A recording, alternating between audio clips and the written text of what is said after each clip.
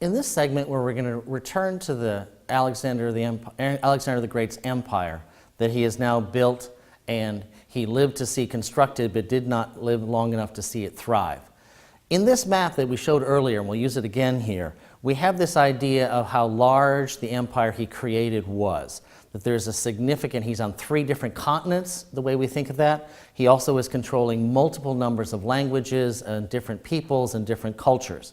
But when he dies in 323 BCE, he does not leave behind a clear heir, and there is not a clear sense of who's in charge. And as we had talked about very briefly earlier, it's now going to break down into a series of military men trying to seize various kingdoms and chunks of this empire and continue to use it in terms of creating their own wealth, but also taking a look at the idea that they will be trying to create their own separate empires.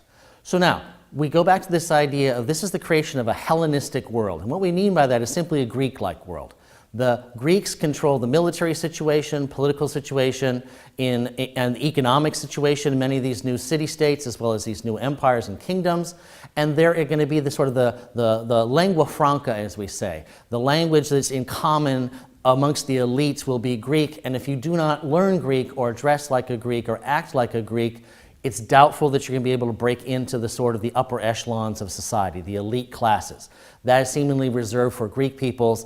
And increasingly, we see in these Greek successor kingdoms, and one of the more successful ones is going to be run by Ptolemy. Ptolemy was a man who was one of Alexander's military companions, and when the situation after Alexander's death is very chaotic, he's the one that ends up taking over control of what you know as the modern-day state of Egypt, and increasingly he and his ancestors will control Egypt all the way until 30 BCE and the Roman Empire. And we'll get back to his descendant later, Cleopatra. We'll remember her. In this context, then, the Greeks now have an opportunity to unify the nations of the world under a Greek control and Greek language, but also increasingly the idea of, remember, cultural borrowing always is that as people go out into the world, they bring their customs and cultures, they interact sometimes with those of the people around them, and there's some sort of mutual exchanges.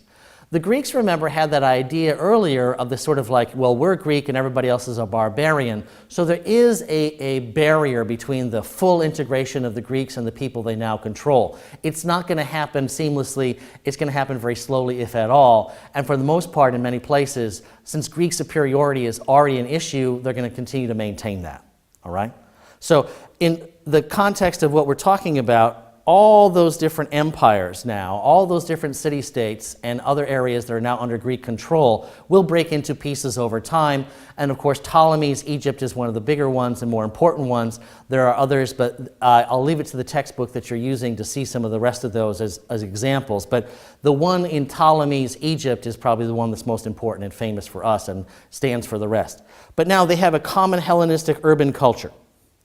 And the Greeks now will be able to rule this empire.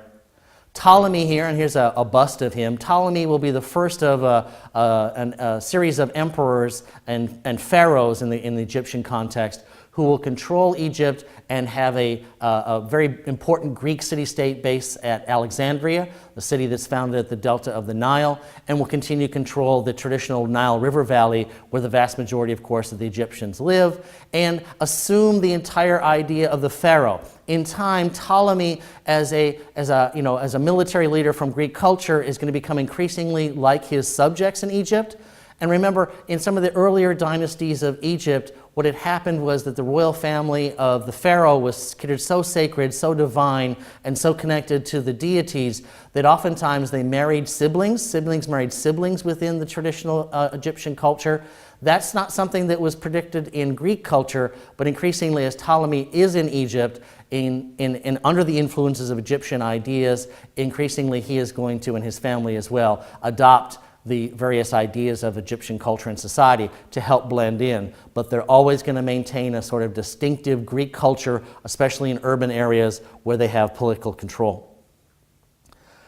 So, another key element to emphasize here is that this new Hellenized, widespread Greek empire is going to be very powerful as a trade network.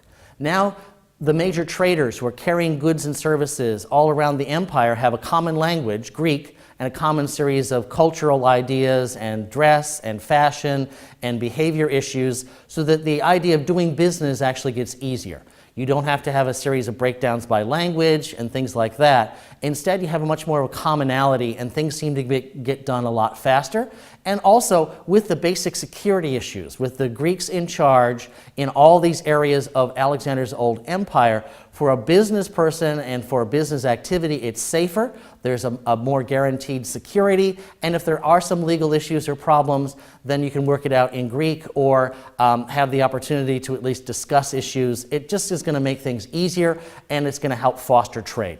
Especially because the urban areas, remember, where there is a hyper-concentration of wealth, there will be more markets for exotic goods that are being transported from long distances. And one of the side effects of Alexander conquering the Persian Empire is traditionally the Persian Empire and their emperors had sort of stockpiled gold and silver and other precious things and sort of kept them for a rainy day, and increasingly taking all that gold and silver out of circulation in the economy. It in many ways had stored up a very large bank account, so to speak, and when the Greeks come in and take Persia, they inject that gold and silver and the other precious things back into the economy, and it does spur more business activity and more trade. Another thing that's going to happen is, think of it this way. Let's say you're an ambitious young man or woman back in Greece, and you hear that there's not many opportunities for you in your local city-state, in your local polis, but you hear from your cousin that there's an opportunity for you, a business or a job opportunity of some sort with government in one of the Greek city-states of the old empire of Alexander. It could be in Egypt, it could be in Asia Minor, it could be in old Mesopotamia. There is a net exodus. There are Greeks who leave Greece to go and find opportunities in the rest of the Hellenistic world. We'd seen this earlier, remember, when the Greek city-states had colonized many of the places along the shoreline of the Mediterranean, as well as the Black Sea.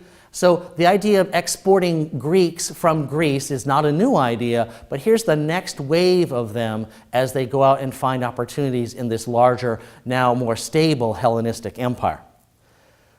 Another thing for us to consider is this has been now an opportunity for us to take a look at a lot of different cultures so far in our first units. Notice that in essence, every single one of them has some form of slavery, and that slavery is the backbone of a lot of economic activity, especially in some places where slaves are used as agricultural laborers. Other places they're specified to say weavers or clay workers or masons, that many of the peoples of the world who were conquered are put into slavery. And in many areas of the ancient world, slavery is accomplished in several different ways. First, prisoners of war oftentimes are made into prisoners of war are oftentimes made into slaves. In other cases, the children of slaves, are also considered slaves. And in some societies, a form of sort of personal bankruptcy, and we'll talk about this more in Rome, is if you go so deep into debt, you end up selling yourself to settle your debt as best you can to whoever you owe money to. So there's lots of ways that people become slaves, but let's notice so far that it is not necessarily, it's not racial, it's an economic issue. It also is an issue of power that in many ways is going to be something that will play out in the next couple of cultures we talk about. Slavery is sort of a bedrock principle that exists in many of them. It is economically efficient for most to use slavery, and it's going to in many ways also retard or slow down the development of that sort of classic middle class group of people, the artisans, the small shopkeepers. The very low nature of slavery in terms of its widespread use and low cost is going to retard that kind of economic development that we'll see later on in societies. Another thing we want to highlight here at this point in the Hellenistic society is the role of women.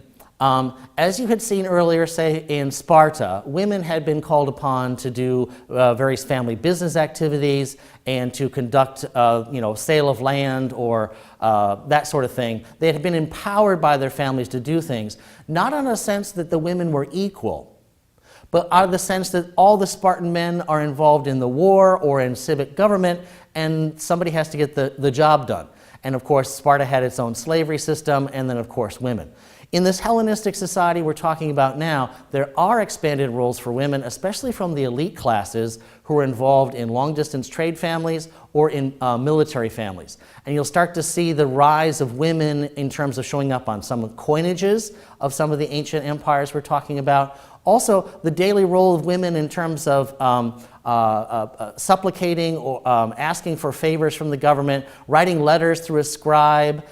We also see an increase in literacy and literacy activity amongst women, as well as some more increased business activity, especially at the lower level. Remember, in many poor families, everybody has to work, so the idea that a woman was staying at home all the time doing nothing, that's a myth. The vast majority of women are, of course, out there working in the marketplace, but they don't have the legal or other status that a man does. So as we come together here at the end of this unit on the Hellenistic world, we're now having the idea of those exclusively sort of Greek ideas that were isolated to Greece itself. Now they're being spread even wider, first through colonization centuries ago, now through actual military occupation and the control of these areas by Greeks. They're going to bring their culture, their ideas, and it's going to be a very powerful cultural legacy as we see the spread of Greek language, Greek architecture, and other signs of this Hellenization. Be sure to check out what you need to in your textbook reading, and also be sure to do those sample questions.